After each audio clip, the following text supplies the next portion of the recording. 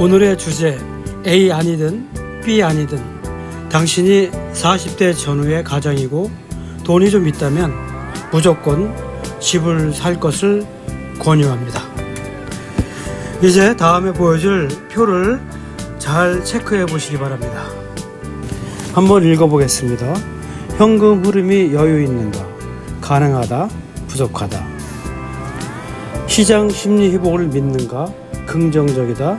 회의적이다? 실거주인가? 투자인가? 투자다. 아니다. 나는 실거주 위주다. 앞으로 금리 방향성에 대해서는 나는 하락한다고 생각한다. 불확실성이 우려된다. 정책 실현 가능성을 어떻게 보는가? 이 질문은 이재명 정부의 공약을 어떻게 보는가와도 연결될 수가 있는데 나는 실현될 것으로 믿는다. 아니다. 공약은 공약일 뿐이다. 그리고 나의 상황을 다음 세 가지 질문을 통해서 확인해 보십시오. 첫째, 나는 1년간 집값이 떨어져도 견딜 수 있는가? 둘째, 지금 대출을 받아도 원리금을 무리 없이 갚을 수 있는가? 셋째, 정보와 분석에 기반한 선택인가? 감정에 따른 선택인가? 이 세 개 중에서 2개 이상이 아니다면 지금은 B 아닙니다. 그런데 2개 이상이 그렇다면 A 안으로 조심스럽게 진입도 고려할 수 있어요. 앞의 표를 다시 한번 보시겠습니다. A 안은 선제로 투자하는 거고 B 안은 관망하는 겁니다. 결론부터 말씀드리면 투자는 타이밍이 아니라 방향입니다. 지금의 나에게 필요한 건 정확한 자리 찾기거든요. 급할 것도 없고 너무 조심할 것도 없습니다. 단지 내가 어디에 서 있는지를 제대로 아는 것, 그게 가장 먼저인데요. 그렇다면 이재명 정권이 들어선다는 가정하에 부동산 정책 방향을 예상해 보겠습니다. 이재명 대통령 후보는 예전부터 공언한 내용들이 있습니다.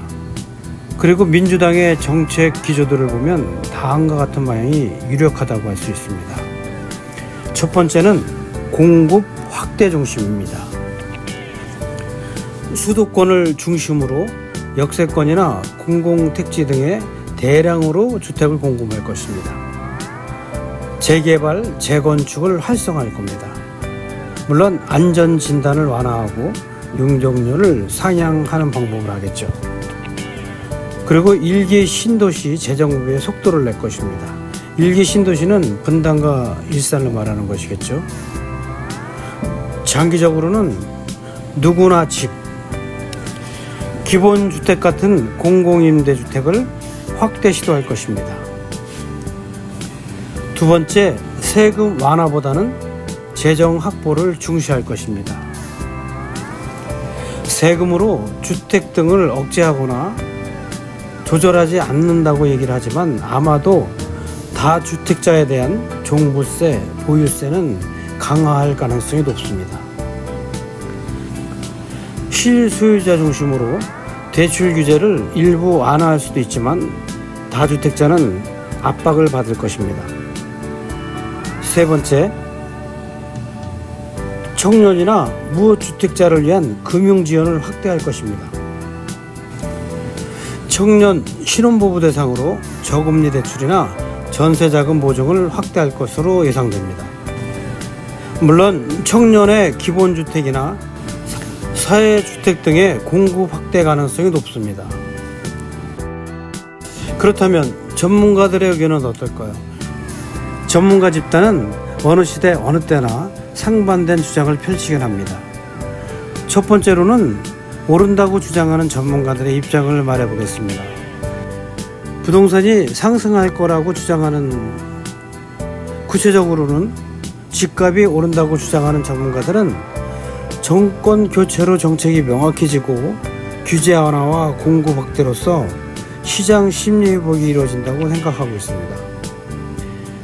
다시 말하면 공급과 투자 수요가 동시에 살아날 것이다, 이렇게 주장하고 있죠. 그들이 오를 거라고 보는 주요 근거는 다음 네 가지로 나눠볼 수 있습니다. 첫째, 재개발, 재건축 규제 완화입니다. 둘째, 공급보다 수요가 여전히 많다입니다. 세 번째, 거시경제 반등 기대입니다.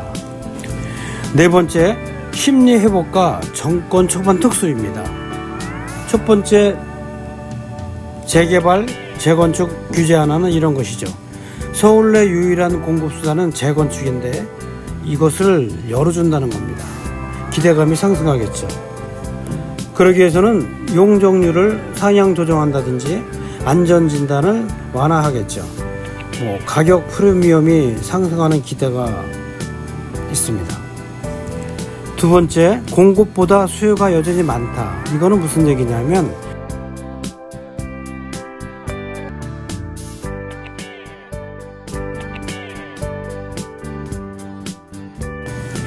지방 도시는 인구가 줄어들지만 특히 청년 인구가 급격히 줄어들고 있죠. 그러나 수도권은 30, 40대 실소유자가 증가하고 있다는 것을 그 근거로 삼고 있습니다.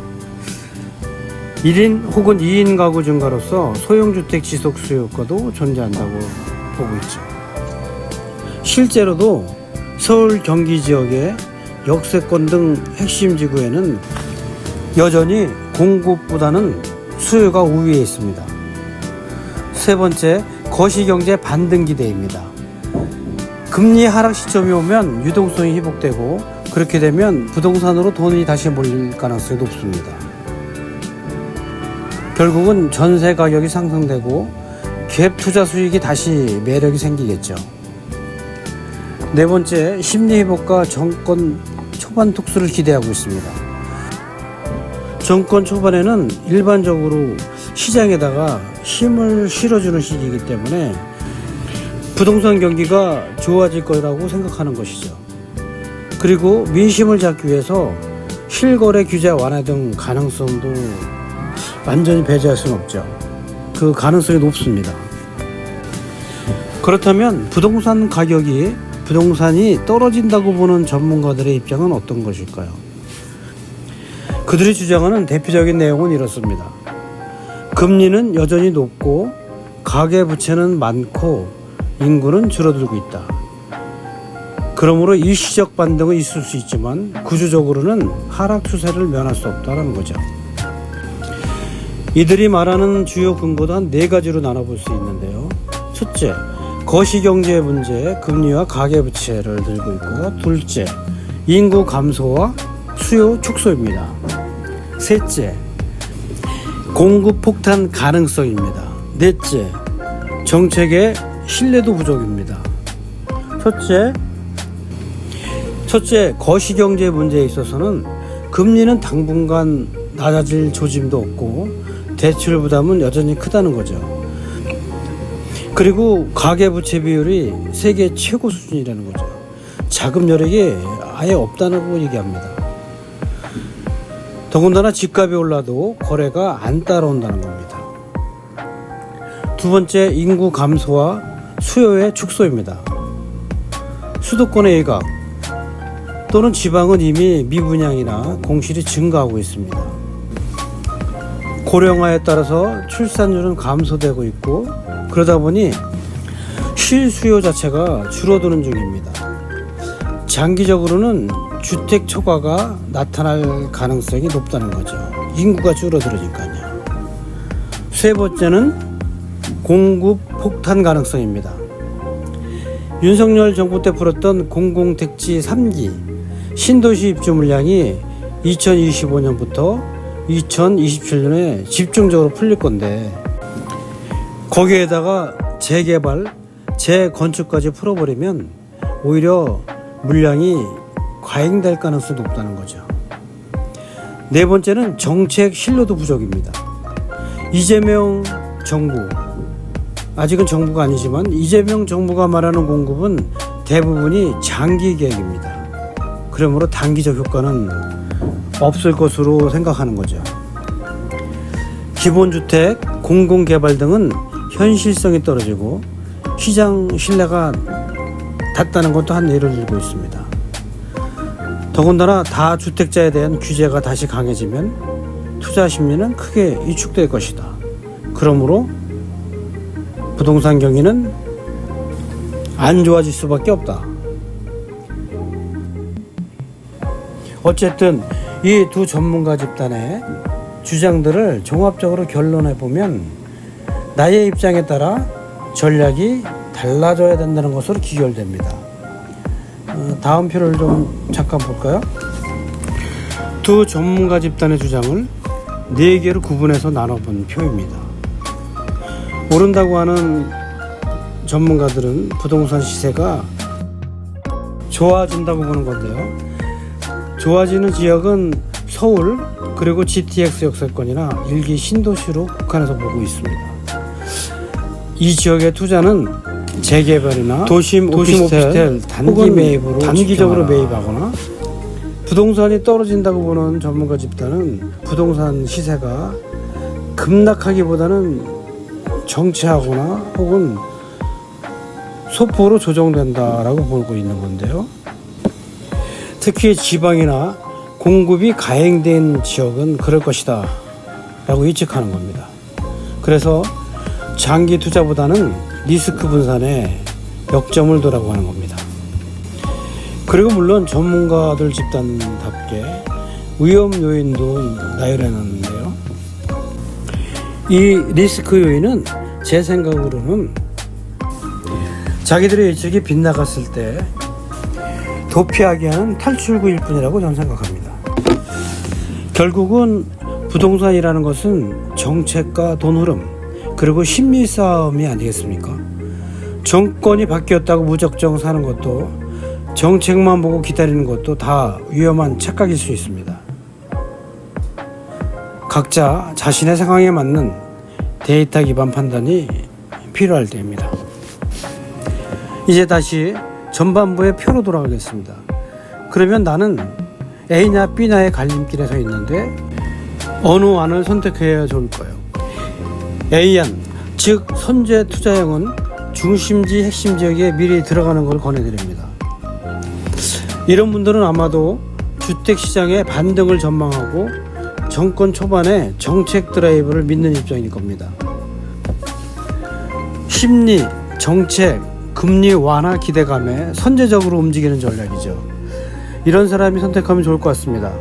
서울 수도권 GTX 라인, 역세권이나 일기 신도시 인근에 투자가 가능한 사람, 혹은 시드머니가 어느 정도 있어서 현금 흐름에 부담이 덜한 사람, 그리고 12년 안에 팔 생각보다는 35년 정도의 투자 여유가 있는 사람, 또는 위험 감수 가능성 있는 중급 이상 투자자에게 권하고 싶습니다.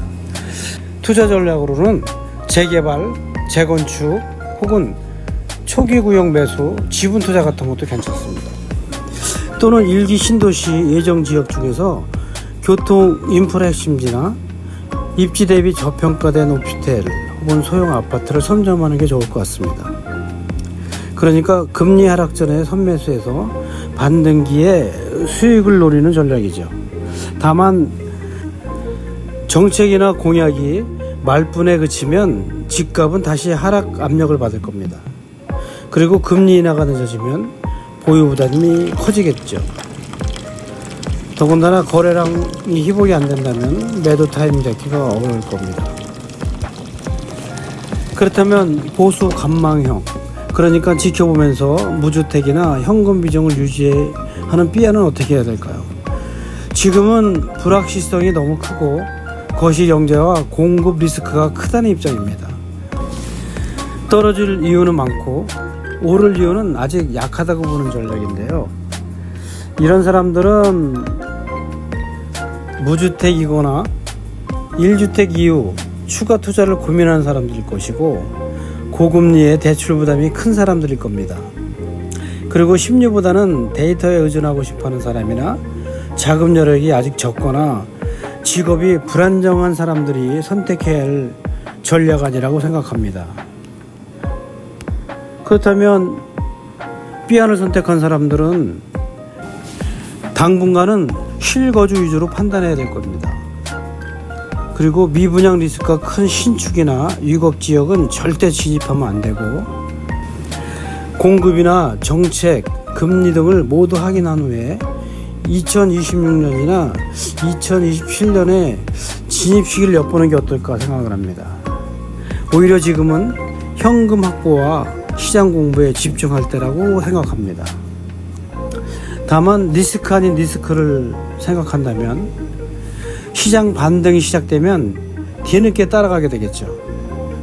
그리고 이재명 정부의 정책이 실현되면 그때에는 진입 장벽이 높아질 수도 있습니다. 결국은 수도권 핵심지는 여전히 들어가기 힘들어질 수 있다는 리스크가 있어요.